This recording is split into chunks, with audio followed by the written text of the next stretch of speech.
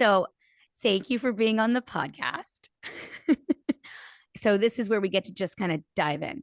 I really want to start from the beginning. I'd like to hear about growing up in India and going off to boarding school at such a young age, because I feel like as I'm learning so much more about you now, more than I already know, is how that has affected you as an adult and how your process now.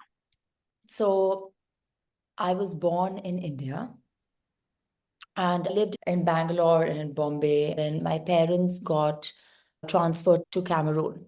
I'm South Indian and education is a really big deal for us. We were in a small town in Cameroon called Limbe, and there were no really good schools there. So my father decided it would be good for us to go to a boarding school in India. I was 6.5 and my sister was 4.5.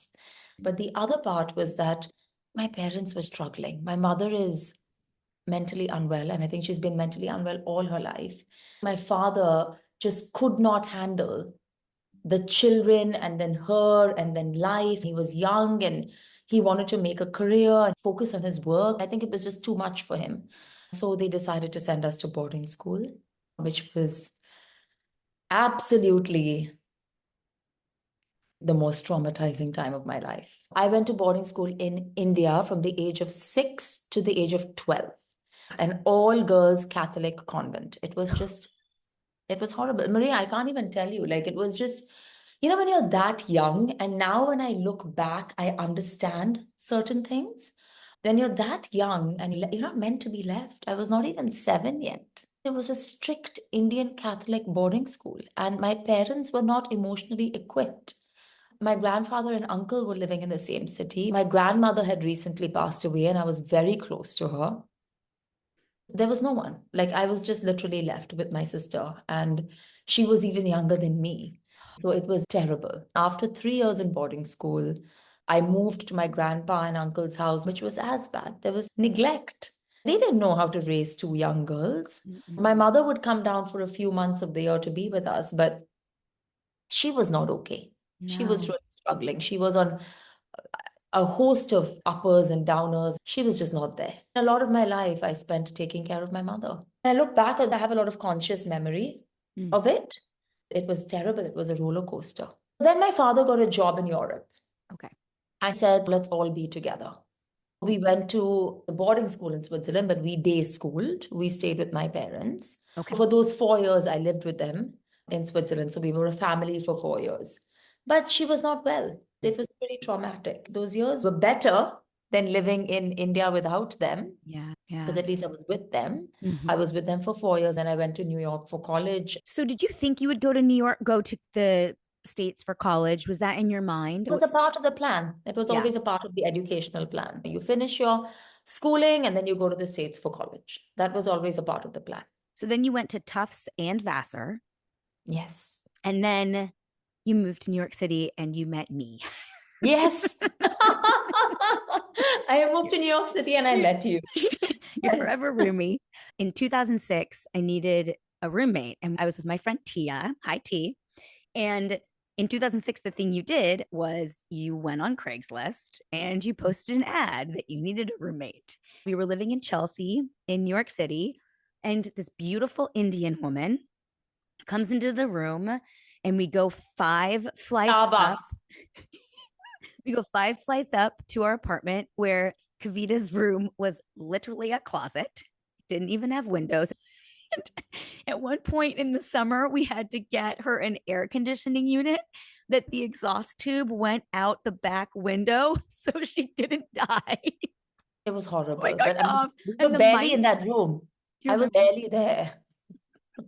So Kavita comes in and immediately Tia and I fell in love with her. We followed her down the 5 flights of stairs, followed her across the street to Starbucks. We wouldn't let her leave. We wanted her to sign the lease. Thankfully, she did. And then we got to live together there. And then we moved in together in the East Village where we had our little 2-bedroom and wreaked havoc. It was the best. It was the best. And then we would sit on the couch and you would cook for me. I would cook for you, cook brownies and chocolate. And I talk about you all the time to the kids. And I always tell Grayson about how you used to eat chocolate when you were sick. Yes, And I'm not well, make me chocolate. and you would hide it in your next to your bed. Do you remember? I came home God. from work and you weren't feeling well. And I was like, "Are you okay?" And you're like, "I'm fine." And hiding the chocolate because I was going to say, Nothing much has changed. I'm glad that hasn't changed. I'm Yeah, glad that part. really. So, next step is Kavita gets married and moves to Dubai. Can we talk about that part? Yes. Yeah, honestly, the crazy thing about life before 32, Mm-hmm. now that I have perspective and I've done all of this studying and work, you're not an adult Mm-hmm. till you're 32. Between 28 and 32, you go through something called a Saturn return, which is when you actually enter adulthood. You have a serious adult thing that happens to you between 28 and 32. And it is only going through that difficult growing up phase that you become an adult. So, what you go through between 28 and 32 makes you grow up and become a grown up. Mm-hmm. Before 28, I was just really lost. Yeah. All of this trauma of growing up with with absent parents, with an unwell parent, with a father that was overwhelmed and did not have the emotional capacity to even talk about this with us. My parents are wonderful people. They just were broken and struggling. And then our extended family not understanding the situation. I'm Indian. We don't talk about mental health, which is insane because India has been so advanced in healing and in spirituality, but in modern day India, you don't really talk about mental health. We were seen as abnormal, and our entire extended family cut us out or ignored us. We were like an island. When I went to college and my grandfather passed away, my mother had a full nervous breakdown. Oh, She had epileptic fits. She stopped leaving the house. She was not okay. She would stare off vacantly into space. She would not be able to speak. And my father would not even have the energy to diagnose her. So nobody even knew what was wrong with her. yeah. For the longest time, there was absolutely no help because it was just brushed under the carpet and they were overwhelmed with it. They didn't have the emotional muscle to deal with it. All of this is happening in my life as I'm living with you in New York and we're doing our thing. I'm just lost. When the place that you grow up in is so painful, Mm. you want to be anyone but yourself. Yeah. You want Yeah. to escape into people and places that make you feel safe because home is not a safe place. I was lost and in a haze, in a daze, and I had no direction in my life. I was doing a job that was a job. I was living a life that was fun and kind of escapist. We Mhm. lived a very escapist sort of Yes, we life. did. Uh-huh. That's your 20s. My sister met her husband when she was 21 and they got engaged when she was 24, and at 25 she was getting married. I was her older sister, and so I felt this, I think, a subconscious pressure, even though no one put pressure on me. I want to get married and I want to have kids, and you know how much I love kids. I Mhm. always loved kids. So I was like, if there's anything that I want in my life, it's a baby. And I said, okay, now I'm 27 or 26, it's time for me to find someone, the first person who seems okay, and just marry them. So, with that mindset, I met my ex-husband, Mhm. and you know him. We all know how strongly everyone in my life felt about me being with him. Mhm. He was not okay.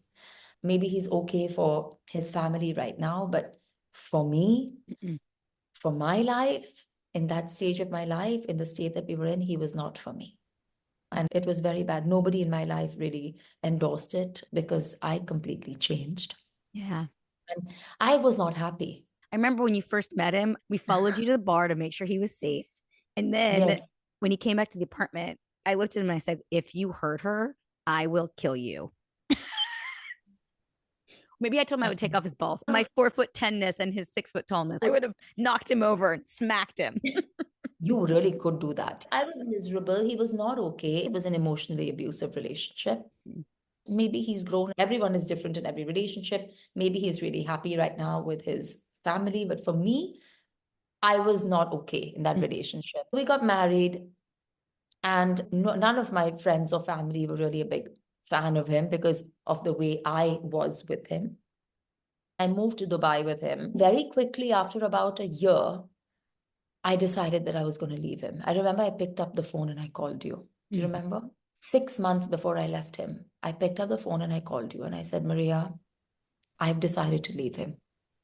I can't believe that it was 6 months before you actually left. Because then I remember Yeah. the phone call when you said you had left. So I said, I'm leaving him. So I realized after being with him that he's just, there are three signs of a person being mentally unwell. Mm-hmm. And one is when everything you're going through is somebody else's problem. Mm-hmm. There is absolutely no, I'm unhappy at my job, my boss sucks. This person is horrible. That person is horrible. Number two, you're not able to make new friends. When you're not able to make new relationships. Mm-hmm. That's number two. And number three, be happy. There's no joy in life. There's a constant complaining. Yep. Like everything is your fault. Nothing is my fault. I am not to blame. You are to blame. I started feeling like there was something not okay. And he was just not happy. I would wake up every day and it was a horrible existence. Yeah. It was a horrible existence. There was no joy. There was Yeah. absolutely no calm and peace. And I had to change to accommodate him, and I was walking on eggshells. It was not working for me. I decided, because my experience growing up with, mental ill health sort of made me determined that I am not going to live this life. I'm not going to live a half life. Mm-hmm. I'm not going to sacrifice my joy and be with someone. But I knew that I could not go home and live with my parents because I've never grown up in India. I've never lived there. I didn't want to be at home. It's just not the place I wanted to be. My best friend from college worked for a publishing house, and I had been writing and helping her for a while. She got me an internship, and I worked that internship. I worked for free for 6 months, and I worked my ass off. One of the magazine's editors resigned, and they offered me a job. It was a very low level, starting as a junior lifestyle editor. I knew that once I had that freedom of my own career and my own job, I could leave. So I Yes. told him that I was done. And then he said, okay. A few hours later, he was like, no, let's work on this relationship. The way it works here is you're on your husband's visa. And in those days, it was the Sharia law, which is, the Muslim law. So basically, you're under your husband's visa. My father was like, you've just got to leave. Mm-hmm. You can't stay there. You've got to tell your job that I am not going to come back till I get the divorce. I can't have you be there under this visa. I left. I just picked up my bag overnight, packed my clothes, three tops, my jewelry, and my wallet on my 31st birthday. I did not plan this to be my birthday, but what a birthday gift. I got on a plane in the middle of the night, left him, and landed in Bangalore, and I filed for divorce. I just got the And it chills. was, I remember you calling me, telling me, going through everything that's going on. I remember you going through it and listening to you, yeah. and then working from there, trying to work from so Yes. far away, writing Yeah. articles and being like, I can't stay here forever. Basically, writing the entire, like doing all my work, working for free, and then going through this divorce, it was just so difficult. But there's so much grace when you're on the right path. I think that was the first time in my life when I realized that I Mm, was really not okay. Because why did I choose this relationship? What made me marry someone when I was not happy with them? yeah. Right from after 3 months, it was not a happy relationship. I was not happy and it wasn't easy. There's one lesson I've learned, it's that nobody is to blame. He's not to blame. No one is to blame. The only ownership I can take is what did I do to make this happen? Like, Mm, what is my part in this? And then I realized that my comfort zone is being miserable. That's my comfort zone. That's my home. When your parents neglect you, neglect becomes your language of love. When your parents abuse you, abuse becomes your language of love. When your parents love you and respond to your needs, then that is what you know as love. For me, a place of ill health and discomfort was my home. yeah. That's why I was attracted to him. Our dynamic created that home for me. So for me, how do I break this? How do I break this? Is by doing my inner work. Yeah. Why Yeah. did I choose him? Why did I choose this situation? After I left him, I got the divorce in 2.5 months, which is unheard of. The universe really had my back. And I came back to Dubai and I lived alone for the first time in my life in an apartment. And I worked on myself. I went to therapy for the first time in my life. I learned why I had chosen him and broke that. I think I really learned a hard lesson. I broke a pattern, an emotional pattern. That's the first time I realized how much my life had impacted me. My Yeah. childhood had impacted me. Outside of that, I thought it was completely fine. Totally normal. I'm fine. I've gone through all of this, but I'm good. I'm fine, you Yeah. know. So you go on to become the editor in chief of Cosmopolitan Middle East, Hello, and Masala. You did all of those things while working on yourself and figuring out who you are going to become and meeting your husband and having your baby, Yeah. coming to visit me at some point and squishing on Grayson because he was a baby when you guys were out He was, visiting. I'll tell you one thing, I have a lot of strength. I have the ability to really do this, to break down and to rise from the ashes. So I did it, Maria. I am so proud of myself. I am so grateful to myself and for my family and the support system that I had to make that happen. I came back, I was a lifestyle editor at Masala, and I just worked my way up. You Mm-hmm. know, in 1 year, I became the deputy editor. In 2 years, they offered me the editor in chief. I just worked my ass off, Yeah. and I made myself indispensable. Yeah. And I really pushed. I was there like 14 hours a night, 18 hours a day, doing it all with my whole body and soul. A year after I left, I met Shri, my husband, through friends. We ran into each other at a party and it just happened. I realized after being with him what it feels like to be myself in a relationship. Mm-hmm. You're just yourself. And this person and you are just this peace. No marriage is perfect, but I'm myself and he is himself. It's easy in that I'm myself. You're calm. You've met him. You've Mm-hmm. seen. Like Oh, he's he's he's so a I mean, I wonderful. he's good for me. He's Yeah. for me. This is me. Yeah. So we were together for 4 years and I was like, I need to be with somebody. If I do this again, I'm going to make sure that this is right. Mm-hmm. So we were together for 4 years and then we got married. During this time, I became the editor in chief of Masala. I got offered to launch Hello magazine in the region. I became the editor in chief of Hello and launched it in the Middle East. It was spectacular. I thought I was winning at life. Here I am. I am good now. I have broken my pattern. I've met my husband. I'm pregnant. I'm, the launch editor of Hello Magazine and pregnant. I love babies. I was like so happy. I was the happiest pregnant woman in the world. Oh, I can't tell you. I was so happy. And I didn't even have morning sickness. I used to eat 3 meals a day, 2 pieces of cake. I worked till 7 p.m. I gained 24 kilos happily. I was so happy and fat and I enjoyed every moment of it. I was like, I'm going to eat, I'm going to live. I went into labor at 3 a.m. I was working till the last minute. wow. I was good. I was good. We moved homes when I was 8.5 months pregnant. I did it all. I worked. I was active. I was joyful. I was happy. And so then when I had Ved, the moment he was born, a few seconds later, I went from 100 to zero. I could not breathe. I had a panic attack with him next to me. When he started crying, I was shaking. I've always wanted a baby, and it didn't improve. I did all the right things. I breastfed him. I was there. But inside, I was constantly on edge and scared. I could not be alone in a room with him.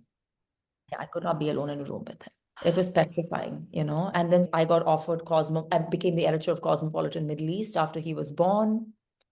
On the outside, it looked like, oh, she's got it all together. She's the editor of this and she has a baby and her husband. But I was in a very dark place, Maria. Oh I God. was in a very dark place and it went on for a really long time. I was not getting better. It was very hard for many, many years. You had your postpartum lasted for years until a doctor was able to say, let's get you help and figure this out. In life, there are two seminal parts. The two major parts of life are this 28 to 32. And Mm-hmm. if you look back on your life, Mm. and think of what happened between 28 and 32, something happened. You start breaking down at 36. When you can no longer be the person you were Mm. with all of this trauma and baggage and conditioning, it starts falling apart, much like a snake sheds its skin Mm. and a baby leaves a womb. At 36, the labor pains begin. It's time to shed that past, leave that behind, and become yourself. At 36, I started crumbling. He was 3 years old, and I was still in this horrible, dark place. I went to a lot of therapy, but nobody was able to help me. And then I interviewed Dr. Shefali for the magazine. And I had just turned 40. And at 40 is a magical age. It's a magical age. It's when everything blows open. You Mhm. know, it starts at 36, you start crumbling, then at 40, it just blows open. Yes, it And does. you either let yourself crumble and feel everything, or you continue to just disintegrate. Mm. You know, the universe knocks at your door at 36. Wake up, wake up. You don't wake up, it starts banging at 40. You don't wake up, it starts banging on your things, get harder and harder and harder. And then 50, something crazy happens. So if you wake up at 40, then 50 can be a rewarding time. But if you Mhm. don't wake up at 40, then 50 is even harder. You know, it's Yeah. like it compounds. So at 40, she told me when I interviewed her, I said, I have deep postpartum distress. My son is 3 years old and I don't understand why it's like this. And then she said, you can't give what you didn't get. I may have heard this before, but when she said it, something broke in me. I realized how malnourished I am. Mm. My parents are wonderful and they've done the best they can. But no, I did not have parental presence for the Mhm. majority of my life. Yeah. I grew up emotional orphan. There was no one there, Maria. I remember when I was in boarding school, I used to defecate in my pants. Now I know that when your body is in that panic, fight, flight state, your brain shuts off everything, including your digestive system, so it can go into danger mode. That happens So, yeah, when I get panic attacks, more anxiety attacks. The you first get thing that panic attacks? happens, panic and anxiety. Oh, Maria. Yeah. But Maria. that 40 number, Kavita, that 40 number blew me open and I stopped weighing myself on a scale. I Ah, went and saw this amazing woman, Christine, who is actually an episode right before you. She helped me heal myself. My sister and I used to call each other, and she was going through her own work, and we would have the same remembrances of experiences in our childhood. And she had a different version than I had, but it happened at the same time. She would say, I didn't know that happened, or I didn't see it like that. And I would go, Christina, I didn't see it that way. We went through a few years where the two of us just would just be digging and things would just keep bubbling up. I'd have dreams about random stuff, but instead of ignoring it, I would say, okay, what does that mean? What am I trying to learn from this? What is that experience teaching me? I got to the point where you sit inside yourself and you talk to the child that didn't get what it needed or needed to heal in some way. And we yeah. went through all of this work, and it was at 40 that it blew open. And now I'm turning 46 on Monday, and it's the best time Yeah. of life so far because Yeah. babies were hard. Easton, I love you, was hard as a Yeah. baby. I had postpartum. No one checked it. I didn't check it. I didn't know what I was supposed to do. Poor Ben would get phone calls in the middle of work while he's sitting at the trading desk, and I'd be bawling into Easton while trying to feed him. Yeah. We struggled with that connection that you're supposed to have immediately when you have a baby, and No like, one has it. no, no, No one has it. what is that? You're No you're one. you're filled. You're given this like joyous. You're gonna connect and look and be like, ah! And I No. loved him and I wanted everything for him, but I felt ashamed that I didn't have that. It took years to create that connection with him. It sparked a couple years ago, and he's gonna be Yeah. 12. I adore him. I think he's funny as hell. We connect now on a level that we never did when he was a baby. It just wasn't there. Grayson was just this lump of smush, Yeah. and he was such a pleasing baby. He was appeasing, right? I don't know if you're born like that, where you just know you're supposed to do the right things all the time. But There are some kids like that. oh, yeah. I think Yeah. that's Those are the kids to watch out for. because he's going to need the most help. Yeah. Okay. That's good to know. All right. So That's a I, whole other episode. Let's get in. I digressed, but Yeah. Whole so other. you're diving deeper, you're figuring out, you're slowly starting to heal the inside. Then I just quit my job, Maria. I quit because I was like, I can't do this anymore.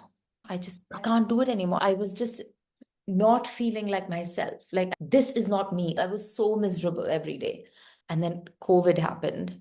And I was so uncomfortable. I was like, I need to start this business and that business and this thing. And then COVID happened.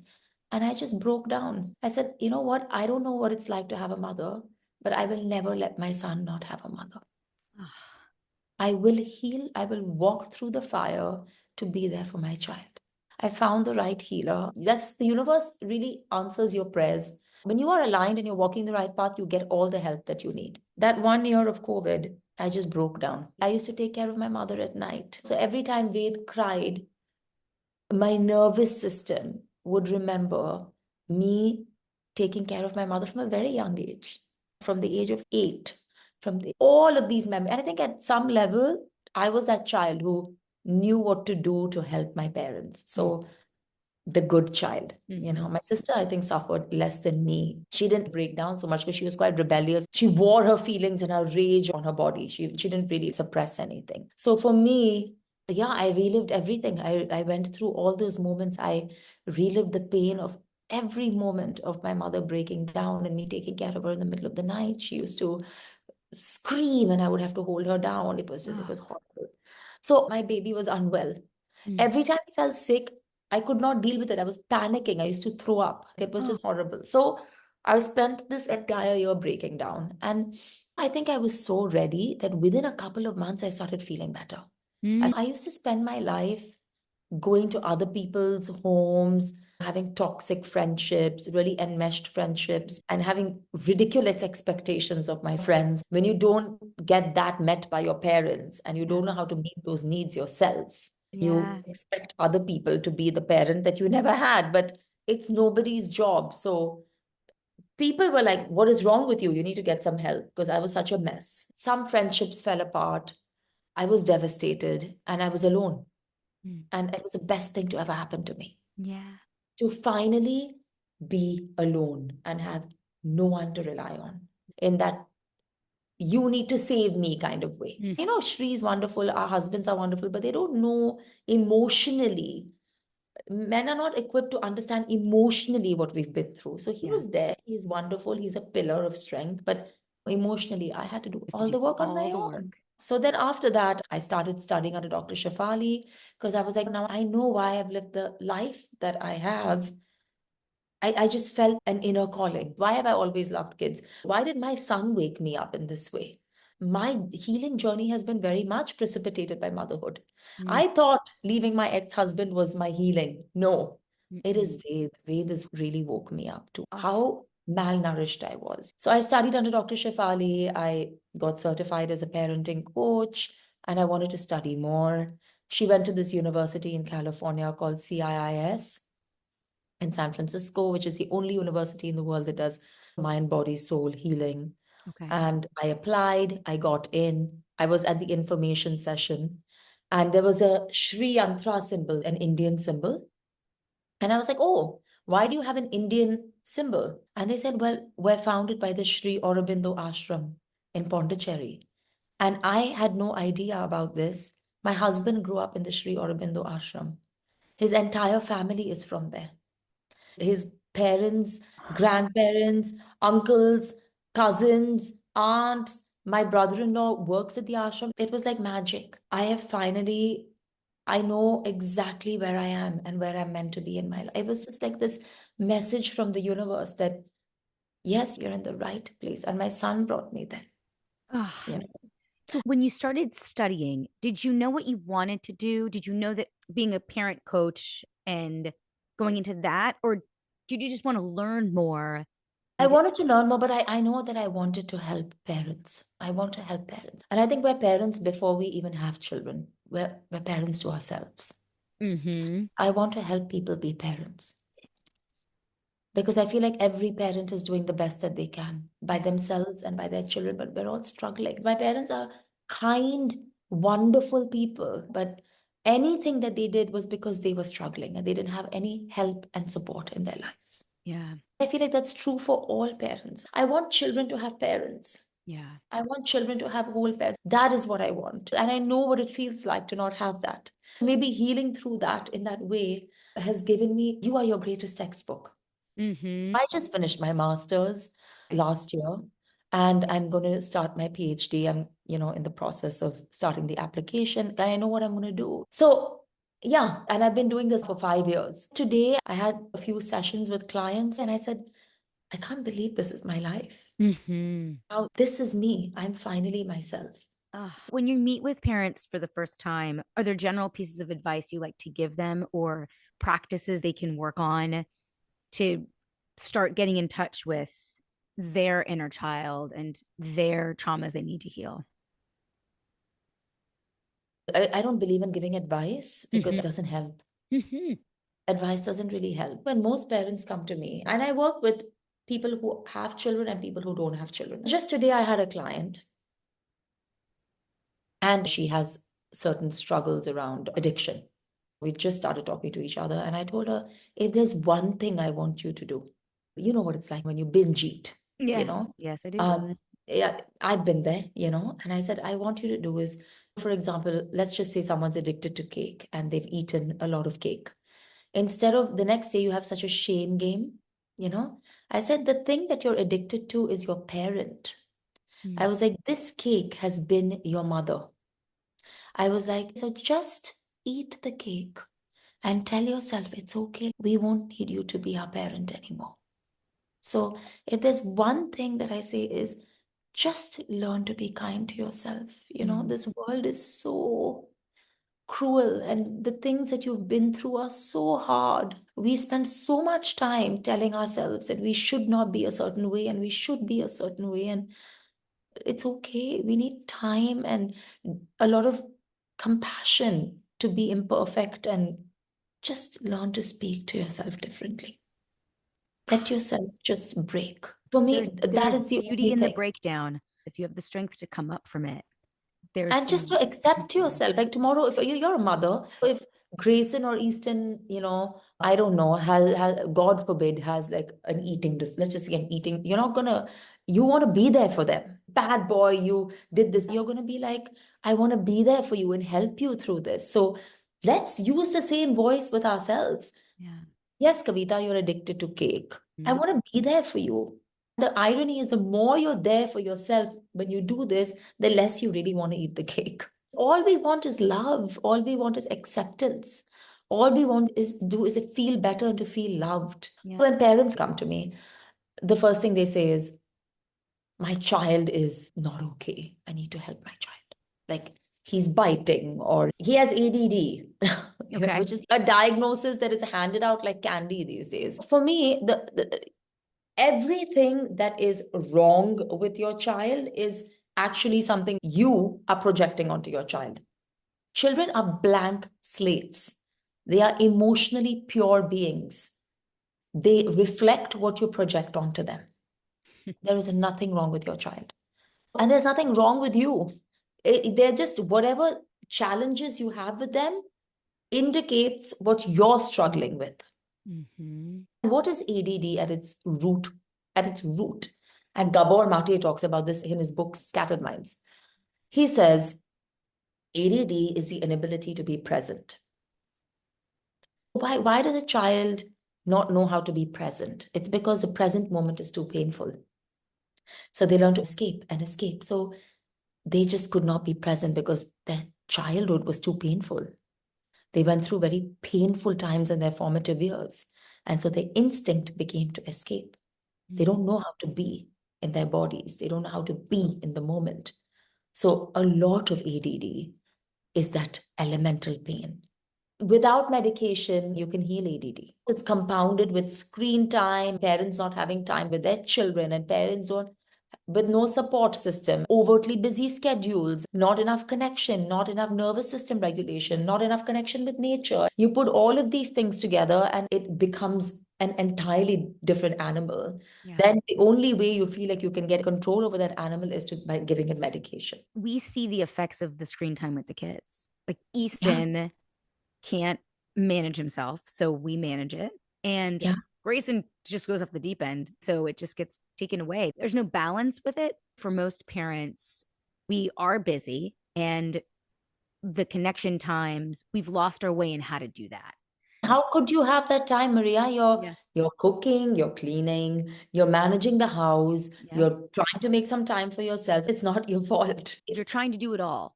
You're You're trying to, trying but you should not have to do it. Where is the time to really connect with your child when you're doing 1,000 things and you're not meant to do all of these things? Yeah. I have a very black and white perspective on screen time. I just don't allow it. Yeah.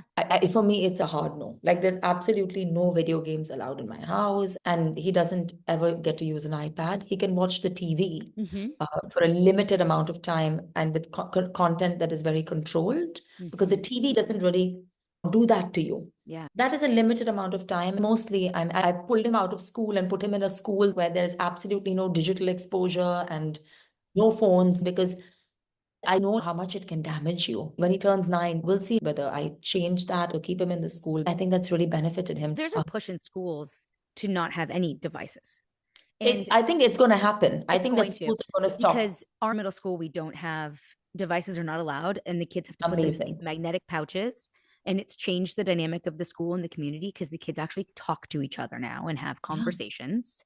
So I think now there's a movement backwards, and I see that happening, and that's wonderful. When I speak to parents, it's very much that whatever you think you're struggling with your child is actually a struggle that you have within yourself. And you don't need to say anything to your child. You do your work and you do this inner child work, and your child magically transforms in front of your eyes. And one of the things that I'm so passionate about is astropsychology. Mm-hmm. When you have a bone problem, if you break your bones, you get an Yes. X-ray. If you have a problem with your body, you get an MRI. Mm-hmm. Nobody really has a map of your internal psyche, of who you are. And so the birth chart really is, and this is thousands of years old, Maria. This is nothing new. Mm. When we became extremely rational beings, I think, therefore I am, we lost everything that ancient wisdom brought to our doorstep. Astrology is a science that connects you to the cosmos. We are a part of this universe. One of the most profound things I do with children and even with adults is look at the birth chart. For example, if you give me Easton's date of birth, time of birth, and place of birth, he's a unique being. And I'll tell you, these are Easton's emotional needs. These are his strengths. These are the challenges that he struggles with. This is what he needs to do to become a stronger version of himself. You can really help your child. One of my favorite quotes is by Carl Jung, who was an avid astrologer Okay. and used astrology in his work. He said, the greatest privilege in life is to be yourself. That is the power. How do we let our children be themselves and not project ourselves onto them? How do we become ourselves? Work through this conditioning and trauma that has disconnected us from ourselves. And so this is something that I love doing. Like, when somebody comes to me with their problem with their child, I'm like, well, this is what you need to do for your child to really be themselves. Don't tell me that this is your child when this is actually you in your child. Yes. It's powerful, it's very beautiful, and it's a great tool. I will. It's fascinating because not everyone's different with the way you interact with them, right? Mhm. Like, the way I interact with Ben is different than the way I interact with one of my wives. Who? My wives. So I have like What? my 6 best friends here are my wives.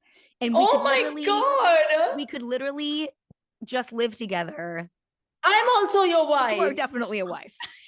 Like, when I moved here, I didn't know anyone.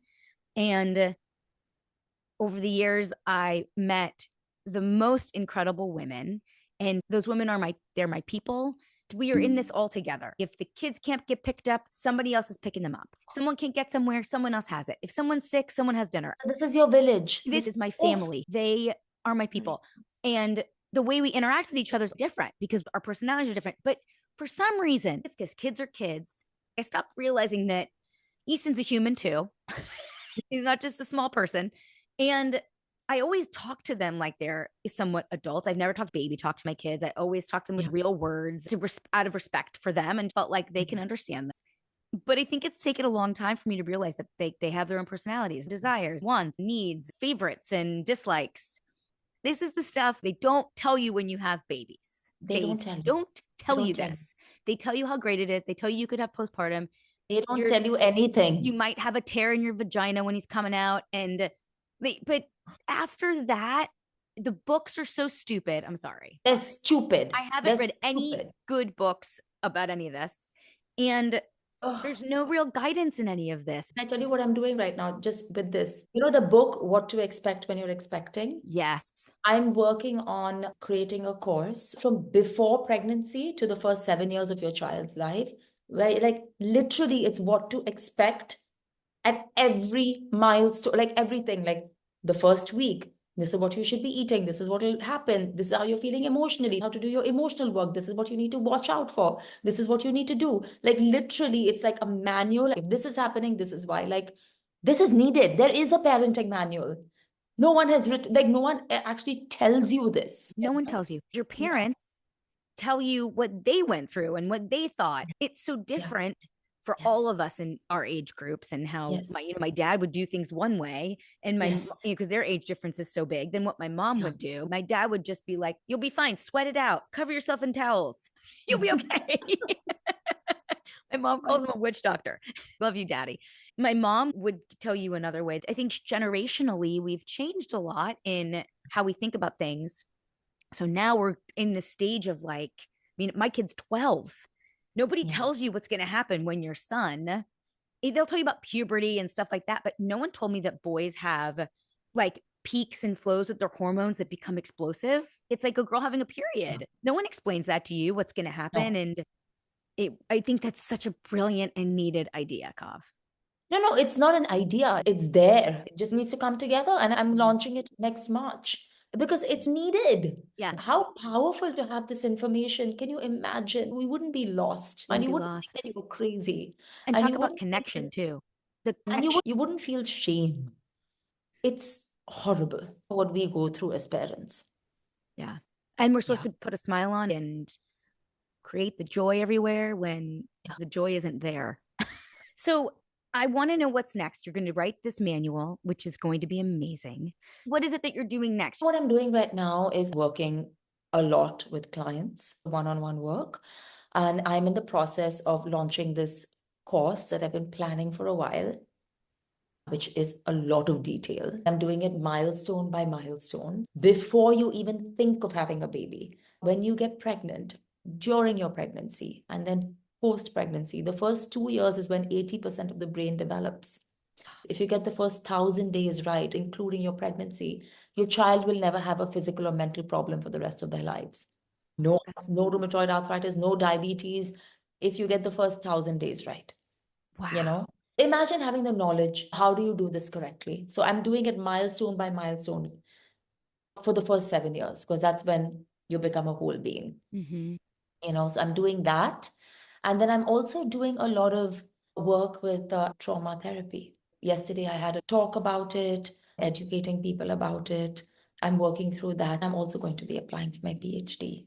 So it's a lot of things. I want to do it thoroughly and slowly Mm-hmm. because I believe that this sort of knowledge is only amassed after years of work.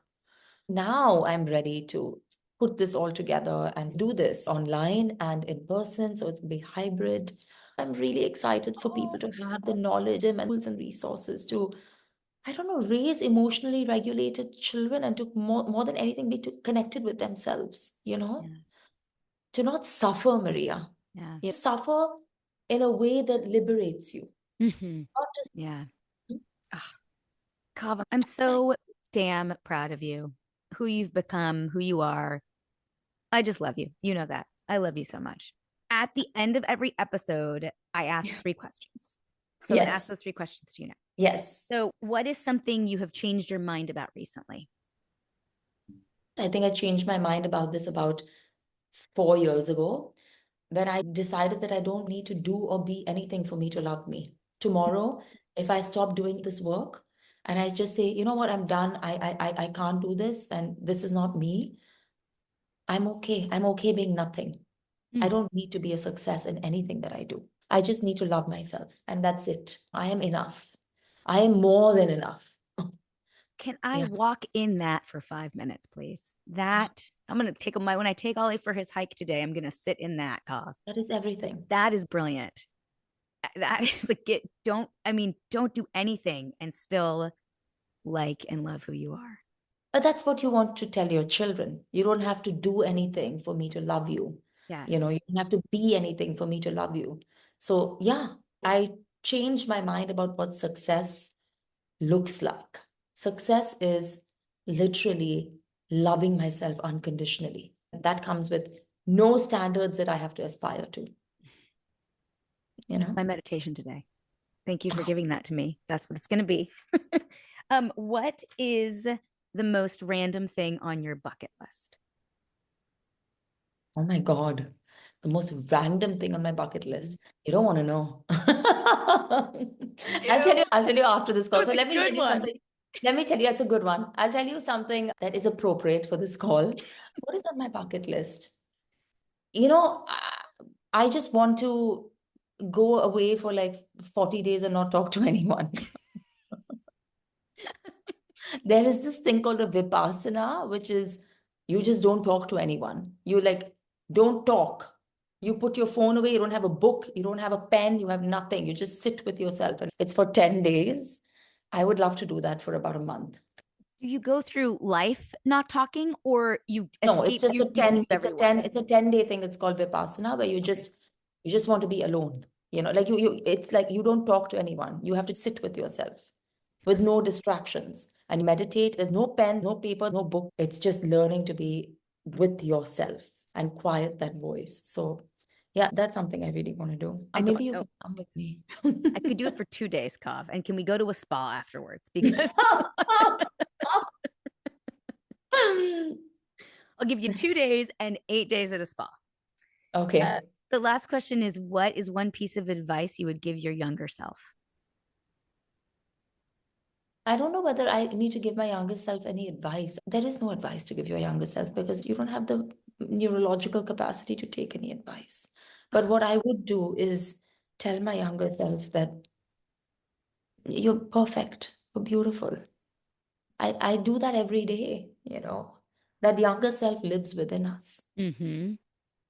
Oh, I You talk know, to it you're every day. perfect. Yeah, every day. You're perfect, you're beautiful, and you're in pain. I would acknowledge all my younger self's feelings. I would just say, I don't need to tell you anything. I just empathize with everything you're going through, and all your feelings are valid and real. That's it. This has been the best. Oh, I love you so much. I love I you miss your too. face. I miss your face. Thank you for being on the podcast with me. Oh, Okay, I love you very much. love you. See you soon. Bye.